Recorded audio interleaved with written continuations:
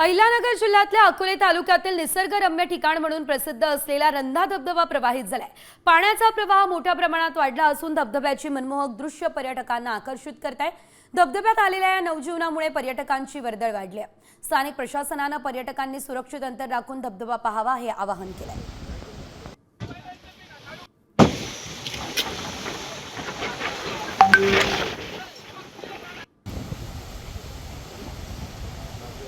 एकंदरीत या ठिकाणी आपण जर बघितलं तर धबधब्याच्या परिसरामध्ये कोणी जाऊ नये असं आवाहन केलं जाते आणि यावेळेस जरी धबधबा बघायचा असेल तरी योग्य अंतर ठेवूनच धबधबा बघावा असं सुद्धा सध्या सांगितलं जाते। अनुचित प्रकार घडू नये यासाठी ही खबरदारी जी आहे ती सध्या घेतली जात असल्याचं आपल्याला पाहायला मिळतंय।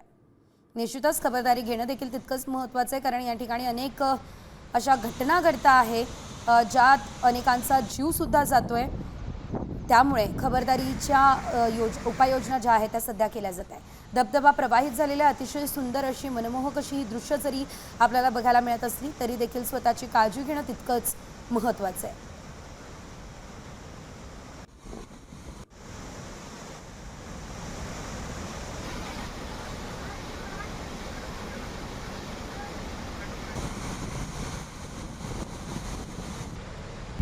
आता isakal.com आहे देशातील नंबर 1 ची मराठी न्यूज वेबसाईट। प्रत्येक अपडेटसाठी isakal.com ला नक्की भेट द्या।